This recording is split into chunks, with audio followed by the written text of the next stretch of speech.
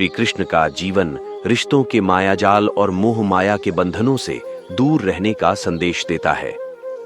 कंस हो या कौरव पांडव, दोनों से ही श्री कृष्ण के निकट के संबंध थे, लेकिन उन्होंने धर्म की रक्षा के लिए रिश्तों के बजाय कर्तव्य को महत्व दिया।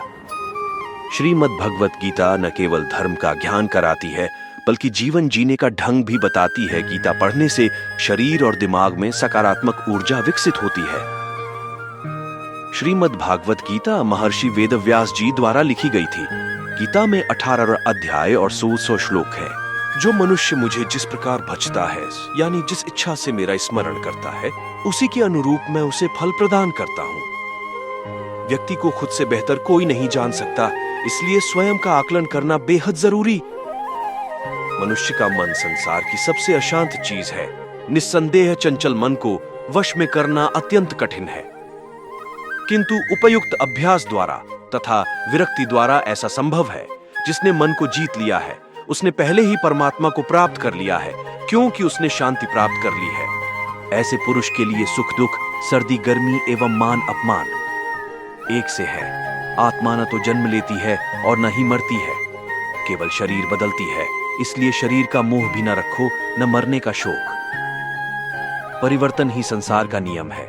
समय के अनुसार आपको भी बदलना पड़ेगा, नहीं तो समय आपको पीछे छोड़ देगा। कोई भी इंसान जन्म से नहीं, बल्कि अपने कर्मों से महान बनता है। कर्म आपके हाथ में है, परिणाम नहीं। इसलिए हमेशा सत्कर्म, जो कर्म मानवता के हित में हो, पर ध्यान दें और मेहनत करें। फल की चिंता न करें, कर्म के अनुरूप परिणाम तय है। हमारे कर्म ही हमारा भाग्य तय करते हैं। हाँ, हमारे वर्तमान जीवन का भाग्य यानी वर्तमान जन्म हमारे पिछले जन्म के कर्मों या कर्म अच्छे या बुरे का ही फल है। इंसान जैसा देखता सुनता है, वैसे ही विचार बनते हैं और दिमाग उसे अनुसरण करने लगता है। धीरे धीरे ये उसकी आदत बन जाता है और फिर चरित्र। इसीलिए अच्छे चरित्र निर्माण के लिए जरूरी है अच्छा देखो और सुनो। अगर कोई किसी को अपशब्द कहता है तो अपमान सुनने वाले का नहीं, बल्कि कहने वाले के साथ साथ उसके परिजनों का भी होता है, क्योंकि उसके शब्दों और व्यवहार उसके घर के संस्कारों की पहचान होती है। वासना, क्रोध और लालच ये नर्क के 3 द्वार हैं। जिस प्रकार धुआं अग्नि को ढक देता है, ठीक उसी तरह काम, मोह और वासना भी मनुष्य के ज्ञान को ढक देती है। इन्हीं कारणों के चलते मनुष्य पाप करने के लिए विवश हो जाता है। क्रोध से भ्रम जन्म होता है, भ्रम से बुद्धि विवेक नष्ट हो जाती है, जिससे तर्क, सोचने समझने की शक्ति नष्ट हो जाती है और फिर व्यक्ति का पतन होता है।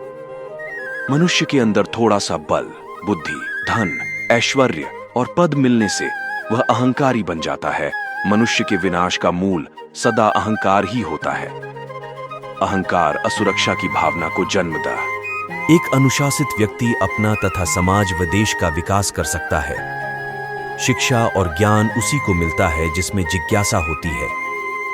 मनुष्य को जीवन की चुनौतियों से भागना नहीं चाहिए और न ही भाग्य और ईश्वर की इच्छा जैसे बहानों का प्रयोग करना चाहिए। आत्मज्ञान की तलवार से अपने हृदय से अज्ञान के संदेह को काट कर अलग कर दो। उठो, अनुशासित रहो।